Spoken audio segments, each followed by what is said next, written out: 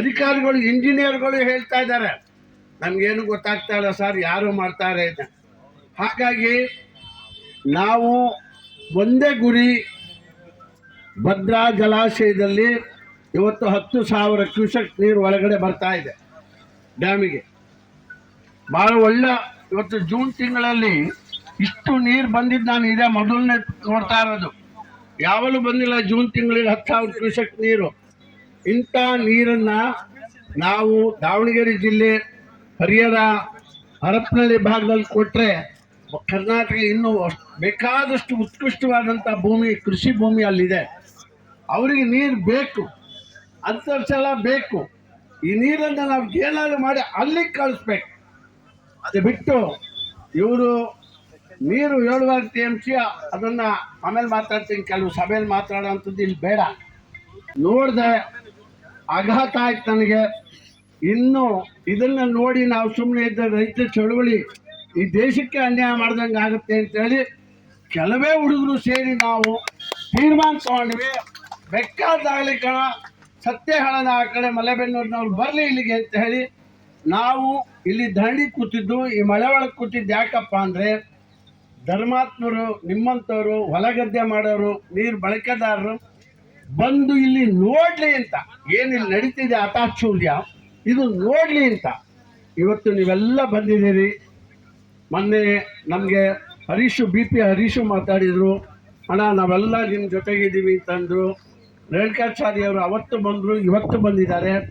ನಮ್ಮ ತೇಜಸ್ವಿ ಪಟೇಲ್ ದಾವಣಗೆರೆ, ಚನ್ನಗಿರಿ ಅವರು ಕೂಡ ಅಣ್ಣ ನಾವು ಬರ್ತೀವಿ, ನಾವು ಇಲ್ಲೇ ಚಳುವಳಿ ಮಾಡ್ತೀವಿ ಅಂತ ಅವರು ಮಾಡ್ತಾ ಇದ್ದಾರೆ.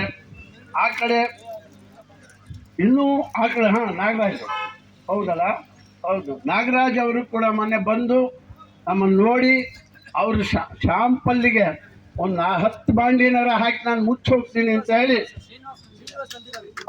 ಶ್ರೀನಿವಾಸ್ ನಂದಿಗಾವಿ ಅವರು ಕೂಡ ಮಣ್ಣು ತಂದು ಮುಚ್ಚಿ, ನಾನು ಇದು ಶಾಂಪಲ್ಲಿ ಮುಚ್ತೀನಿ ಅಂತ ಮಣ್ಣು ಹಾಕೇ ಹೋಗಿದ್ದಾರೆ ಅವರು ನೆನ್ನೆ. ಯಾಕೆ ಇದನ್ನೆಲ್ಲ ಹೇಳ್ತೀನಿ ಅಂದರೆ, ಅದು ಕೇವಲ ಯಾರ್ದೋ ದ್ವೇಷಕ್ಕೆ ಆಗಲಿ ರಾಜಕಾರಣಕ್ಕಾಗಿ ಮಾಡುವಂಥದ್ದಲ್ಲ. ನನ್ನ ಪಾಲಿನ ನೀರು ಯಾರೋ ಕದಿಬಿಟ್ರೆ ನಾಳೆ ನನ್ನ ಸಮಾಜ ಏನಾಗಬೇಕು, ನನ್ನ ರೈತ ಏನಾಗಬೇಕು, ನನ್ನ ಹೊಲಗದ್ದೆಗಳು ಏನಾಗಬೇಕು, ನನ್ನ ಹಳ್ಳಿಗಳು ಏನಾಗಬೇಕು ಅಂತ ಇರುವ ಆತಂಕ ತೋರಿಸುತ್ತೆ ಹೊರತು ರಾಜಕಾರಣ ಅಲ್ಲ. ಯಾರು ಇದರಲ್ಲಿ ಭಾವಿಸ್ಬೇಡಿ. ನಾನು ನಮ್ಮ ತರೀಕೆರೆ ತಾಲೂಕಿನ ಶಾಸಕರಿಗೆ ಭಾಳ ಮುದ್ದಾಗಿ ಮಾತಾಡಿದೆ, ಅಣ್ಣ ಬೇಡ, ನಿನಗೆ ಅಲ್ಲಿ ಬೇಡ, ನಿನಗೆ ನೀರು ಬೇಕಾ, ಗೌರ್ಮೆಂಟ್ಗೆ ಹೋಗೋಣ ಬಾ. ನಾನು DK ಶಿವಕುಮಾರ್ಗೆ ಮತ್ತು ಮುಖ್ಯಮಂತ್ರಿಯವ್ರಿಗೆ ಹೇಳಿ ಒಳ್ಳೆ ಕಡೆಯಿಂದಲೂ ಇನ್ನಷ್ಟು ನೀರು ಜಾಸ್ತಿನೇ ಕೊಡಿಸ್ತೀವಿ, ಅದು ಮಾತ್ರ ಮುಟ್ಬೇಡ.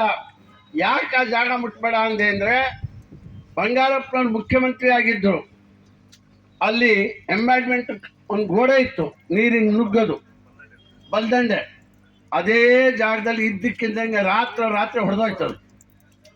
ಮಂಗಾರಪ್ಪ ಮುಖ್ಯಮಂತ್ರಿ ಆಗ ND ಸುಂದರೇಶ್ ನಾವೆಲ್ಲ ಬಂದು ಅಲ್ಲಿ ದೇವಸ್ಥಾನ ಇದೆಯಲ್ಲ, ಆ ಕಡೆ ದೇವಸ್ಥಾನ, ಆ ದೇವಸ್ಥಾನದ ಧರಣಿ ಶುರು ಮಾಡಿದವರು 14 ದಿನ ಅಹೋರಾತ್ರಿ ಧರಣಿ ನಡೀತಿಲ್ಲಿ. ಆವಾಗ ಮುಖ್ಯಮಂತ್ರಿ ಬಂಗಾರಪ್ಪನವರು ಓಪನ್ ಅಕೌಂಟ್ ಕಂಡ್ರಿ, ರೈತರು ನೀರು ಕೊಡಲೇಬೇಕು, ಅದು ಬಿಡೋ ಅಂತೇಳಿ ಆ ಕಡೆ ಪಕ್ಕದಲ್ಲಿ ಚೂಟ್ ಕೆನಾಲ್ ಅಂತ ಮಾಡಿ, ಅಂದರೆ ಆಲ್ಟರ್ನೇಟಿವ್ ಕೆನಾಲ್ ಮಾಡಿ ಆ ಕಾಲುವೆಯಿಂದ ರೈತರು ನೀರು ಕೊಟ್ಟು ನೀರನ್ನು ಜೋಪಾನ ಮಾಡಿದ ಪುಣ್ಯಾತ್ಮ ಮುಖ್ಯಮಂತ್ರಿ ಬಂಗಾರಪ್ಪ. ಇವತ್ತು ಸಿದ್ದರಾಮಯ್ಯನವ್ರಿಗೆ ಈ ವಿಷಯ ಗೊತ್ತಿಲ್ಲ. ನಾನು ಅದನ್ನೇ ಹೇಳ್ತೆ ಎಲ್ಲರಿಗೂ, ಕಾಂಗ್ರೆಸ್ನವ್ರಿಗೂ ಹೇಳಿದ್ದೆ, ಅಣ್ಣ ಮೊದಲು ಹೇಳಿ, DK ಶಿವಕುಮಾರ್ಗೆ ಹೇಳಿ, ಇವ್ರಿಗೆ ಸಿದ್ದರಾಮಯ್ಯನವ್ರಿಗೆ ಹೇಳಿ, ಇದಲ್ಲ, ಅವ್ರಿಗೆ ನೀರು ಬೇಕಾ, ಬೇರೆ ಮಾರ್ಗ ಇದೆ. ಅದರಲ್ಲಿ ಇವ್ರು ಏನು ಬರೆದಿದ್ದಾರೆ ಅಂದರೆ, ಅಣ್ಣ ಪ್ರತಿ ತಿಂಗಳಿಗೆ 30 ಲಕ್ಷ ರೂಪಾಯಿ ಎಲೆಕ್ಟ್ರಿಸಿಟಿ ಬಿಲ್ ಆಗಿಬಿಡುತ್ತೆ.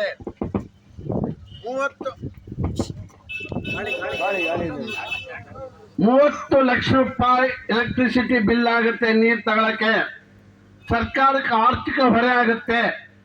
ಆದ್ದರಿಂದ ನಾವು ಈ ಕಾಲುವೆಯನ್ನು ಸೀಳಿರೋದೇ ಸರಿ ಅಂತ ಹೇಳಿ ಸರ್ಕಾರಕ್ಕೆ ತಪ್ಪು ವರದಿಯನ್ನು ಕೊಟ್ಟಿದ್ದಾರೆ. ನಾನು ನಿಮಗೆಲ್ಲ ಹೇಳ್ತೀನಿ, ಈಗ ತಿಂಗಳ 30 ಲಕ್ಷ ರೂಪಾಯಿ ಎಲೆಕ್ಟ್ರಿಸಿಟಿ ಬಿಲ್ಲೇ ಆಗುತ್ತೆ ಅಂದರೆ ಅವ್ರು ನೀರು ಎಷ್ಟು ತೆಗಿಬೋದು ಅಂತ ಊಹೆ ಮಾಡಿ ಆಗತ್ತಾ? ತಲೆ ಬಂತ? 30 ಲಕ್ಷ ರೂಪಾಯಿ ಎಲೆಕ್ಟ್ರಿಸಿಟಿ ತಿಂಗಳಿಗೆ, ವರ್ಷಕ್ಕೆಲ್ಲ ಅದು ತಿಂಗಳಿಗೆ 30 ಲಕ್ಷ ರೂಪಾಯಿ ಎಲೆಕ್ಟ್ರಿಸಿಟಿ ಬಿಲ್ ಆಗುತ್ತೆ ಅಂದ್ರೆ ನೀರು ಎಷ್ಟು ತೆಗಿಬಹುದು, ನೀರು ಎಷ್ಟನ್ನ ನಮ್ಗೆ ಇಲ್ಲಿ ಕಡಿಮೆ ಆಗ್ಬೋದು, ಮುಂದಿನವರೆಗೆ ಕಾಲುವೆ ನೀರು ಎಷ್ಟು ಬರ್ಬೋದು ವ್ಯಕ್ತ ಮಾಡಿ ನೋಡೋಣ. ಅದ್ರ ಬದಲಾಗಿ ಆದೇಶದಲ್ಲೇ ಇದೆ ಆಲ್ಟರ್ನೇಟಿವ್, ಅದಲ್ಲದೆ ಬೇರೆ ಏನು ಮಾಡಬಹುದು ಅಂತ ಆದೇಶದಲ್ಲಿ ಇದೆ. ಆದೇಶದ ಪ್ರಕಾರ ಇವತ್ತು ವಾದ ಮಾಡೋಣ ಮೀಟಿಂಗಲ್ಲಿ.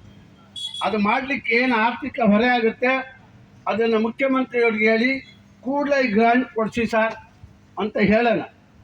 ಎಲೆಕ್ಟ್ರಿಸಿಟಿ ದುಬಾರಿ ಆಗುತ್ತೆ, ಹೌದು ದುಬಾರಿ ಆಗುತ್ತೆ, ನಮಗೂ ಗೊತ್ತು.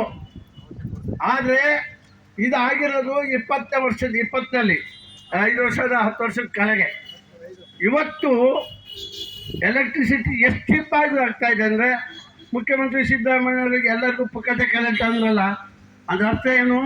ಚೀಪಾಗಿ ಮ್ಯಾನುಫ್ಯಾಕ್ಚರ್ ಆಗ್ತಾ ಇದೆ, ಭಾಳ ಕಡಿಮೆ ರೇಟಲ್ಲಿ ವಿದ್ಯುತ್ ಶಕ್ತಿ ಸಿಗ್ತಾ ಇದೆ. ಇವತ್ತು ಸೋಲಾರ್ ಆಂಧ್ರದಲ್ಲಿ ಬನ್ನಿ ನನ್ನ ಜೊತೆಗೆ, ನೀವೆಲ್ಲ ನಿಮ್ಮ ಶಾಸಕರುಗಳಿಗೆ ಹೇಳಬೇಕು. ಆಂಧ್ರದಲ್ಲಿ ಮುಖ್ಯಮಂತ್ರಿ ನೀರಿನ ಕಾಲುವೆಗಳ ಮೇಲೆಲ್ಲ ಅಡ್ಡಡ್ಡ ಬೀಮ್ಗಳಿಟ್ಟು ಇಡೀ ಕಾಲುವೆ ಮೇಲೆ ಸೋಲಾರ್ ಪ್ಯಾನಲ್ಗಳು ಹಾಕಿ ಇಡೀ ಕರೆಂಟ್ ಉತ್ಪಾದನೆ ಆಗ್ತಾ ಇದೆ ಕಣ್ರಿ. ಎಲ್ಲಿ ಕರೆಂಟ್ ಎಷ್ಟು ಚೀಪ್ ಆಯಿತು, ಯಾಕೆ ಮಾಡಬಾರ್ದು? ಇಲ್ಲಿ ನಮ್ಮ ಡ್ಯಾಮಿನ ಹಿಂದ್ಗಡೆ ಅಲ್ಲಿ 2 ಬೀಮ್ ಹಾಕ್ಬಿಟ್ರೆ ಸಾಕು, ಆ ಕಡೆಯಿಂದ ಈ ಕಡೆ ತುದಿಗೆ. ಅದ್ರ ಮೇಲೆ ಎಷ್ಟು ಪೆನಾಲ್ಸರ ಹಾಕಿ 30 ಲಕ್ಷ ಅಲ್ಲ 1 ಕೋಟಿ ರೂಪಾಯಿ ಕರೆಂಟ್ ಉತ್ಪಾದನೆ ಮಾಡ್ಬೋದು, ಫ್ರೀ ಕರೆಂಟ್. ಕನ್ನಡದಲ್ಲಿ ರಾವಣ ಬೇಡ ಅಂತಾರೆ.